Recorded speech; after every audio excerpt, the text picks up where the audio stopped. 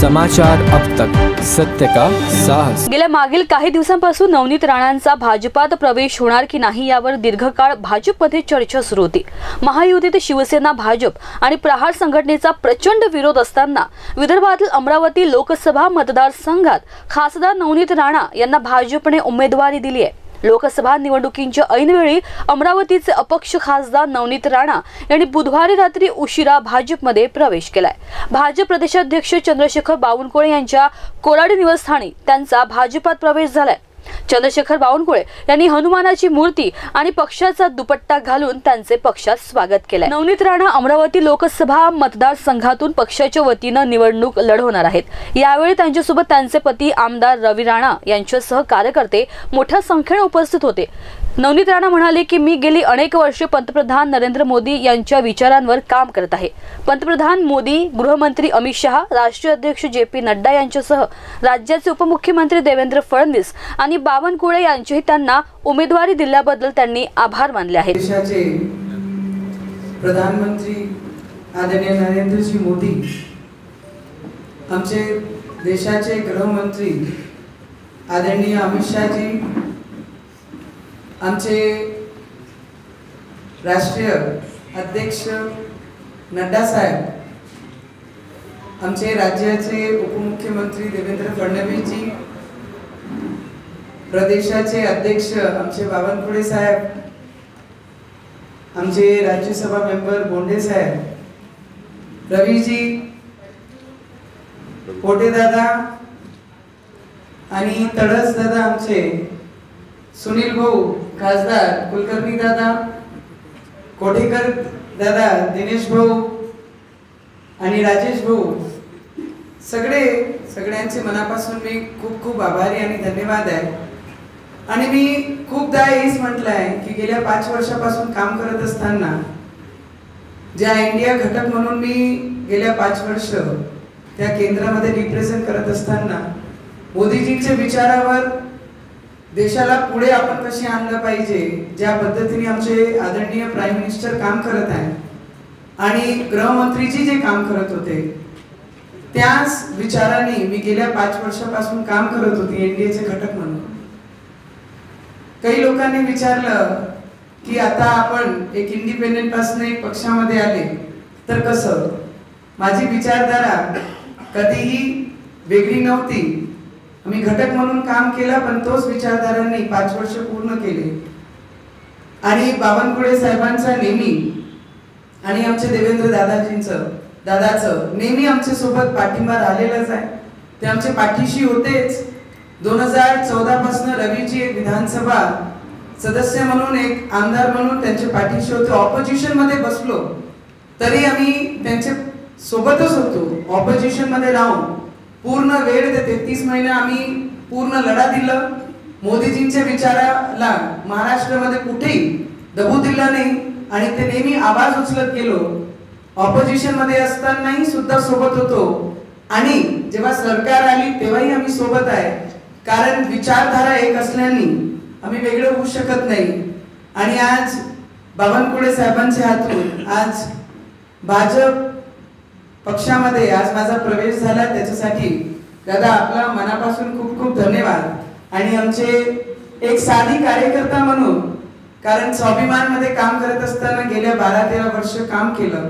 एक छोटे संघटनांनी एवढा मोठं एक आमदार घडवलं आणि खासदार घडवलं आणि त्याच्यानंतर एक मोठी पक्ष जेव्हा भाजप सारखं नॅशनल पार्टी आपल्याला जेव्हा साथ देते, तर मला वाटतं की आपली मेहनत, आपला डेडिकेशन, ग्रासवर काम करणारे लोकांना मोदीजी आणि भाजप आणि आमचे सगळे पदाधिकारी, आमचे बावनकुळे साहेब, देवेंद्रजी नेहमी त्यांच्या पाठीशी राहतात। मला आज उमेदवारी घोषणा करून हे दाखवून दिलं की हार्ड वर्क ऑलवेज पेज।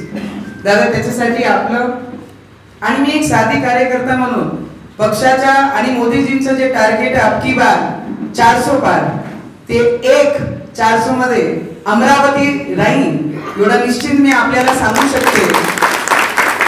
आणि महाराष्ट्रामध्ये जिथे जिथे एक कार्यकर्ता म्हणून मला जिथे जिथे आदेश देण्यात येईल तिथे तिथे जाऊन मी नक्की माझ्या पार्टीसाठी, भाजप पार्टीसाठी आणि माझे नेत्यांसाठी जेवढी मेहनत आणि डेडिकेशन करावी लागली तेवढी मी नक्की करन।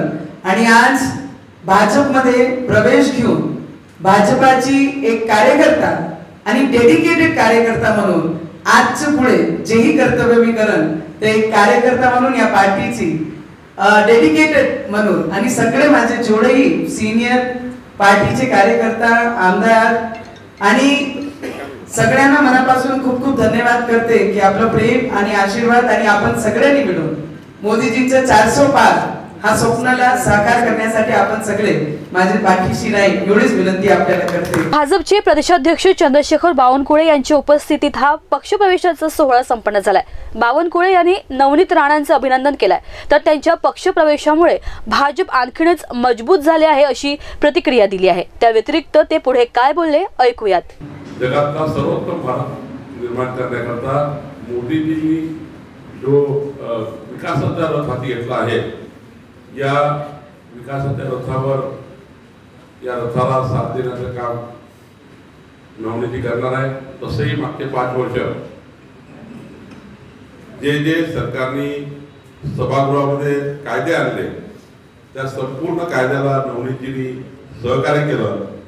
अपक्ष जरी असल्या तरी एनडीएचा घटक पक्ष म्हणून त्यांनी जे जनतेच्या हिताचं देशाच्या हिताचं जे निर्णय देशामध्ये झाले प्रत्येक बिलाला त्यांनी मतदान केलं आहे।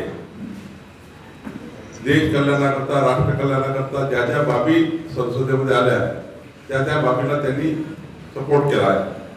महाराष्ट्रात तुम्ही बघितलं असाल त्या अशा फायर ब्रँड नेते आहेत। मी एवढंच सांगेल, आमचे सर्व भारतीय जनता पार्टीचे अमरावतीचे सर्व कार्यकर्ते, आमचे सर्व नेते बसलेले नेते, नवीन आणि जुने सर्व कार्यकर्ते एकत्र येऊन नवीन आणि जुने कार्यकर्ते माननीय नवनीतजी सोबत आलेले नवीन कार्यकर्ते आणि आमचे सर्व जुने कार्यकर्ते देवेंद्रजींच्या नेतृत्वामध्ये आम्ही सर्व लोक महाराष्ट्रामध्ये एकत्रित ही पुढची लढाई लढू। शेवटी जेव्हा पक्षप्रवेश होतो तर नवीन लोक येतात, त्यावेळी नवीन आणि जुने लोक एकत्र येऊन काम करावं लागतं आणि देशामध्ये मोदींच्या नेतृत्वामध्ये नवनीतजी काम करतील। मी दाव्याने सांगतो, अमरावतीची लोकसभा भारतीय जनता पार्टी आणि महायुती 51% वर मतं घेऊन जिंकल्याशिवाय राहणार नाही।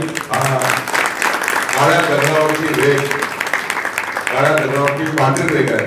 51% मतं घेऊन आम्ही अमरावती जिंकू आणि हा जो विजयाचा एक घोडदौड सुरू झाली आहे त्या घोडदौड अनेक वर्षापर्यंत अमरावतीमध्ये सुरू राहील।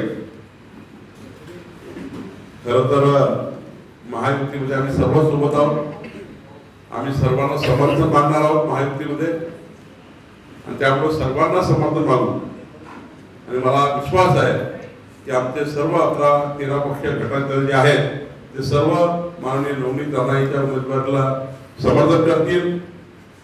माननीय नवनीत राणांजी आता भारतीय जनता पक्षाने त्यांना तिकीट दिलं आहे। अमरावतीच्या विकासासाठी व देशाच्या विकासासाठी मोदीजींच्या 400 पारच्या स्वप्नाला पूर्ण करण्यासाठी सर्वांनी एकत्रित येऊन ते स्वप्न पूर्ण केले पाहिजे अशी पक्षप्रवेश नंतर प्रतिक्रिया दिली आहे। ऐकूयात नवनीत राणा काय म्हणाल्या।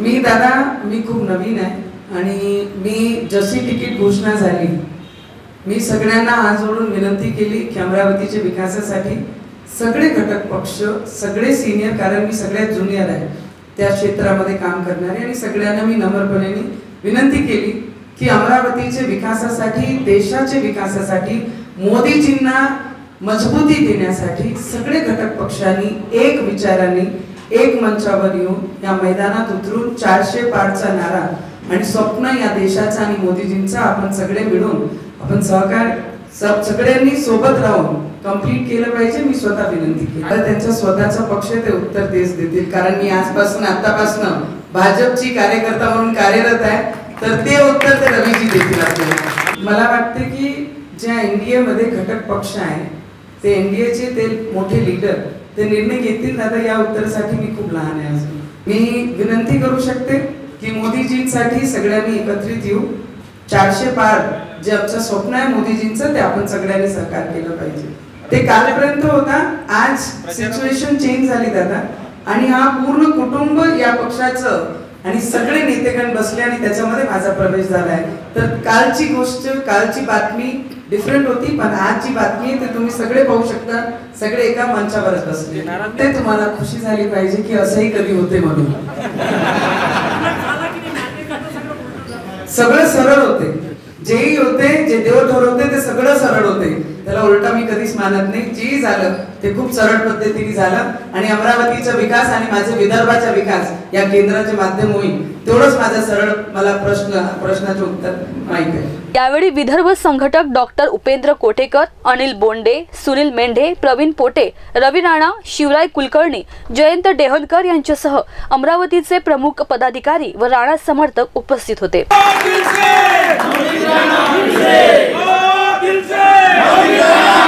समाचार अब तक साठी रिंकू पांतावणे, नागपूर.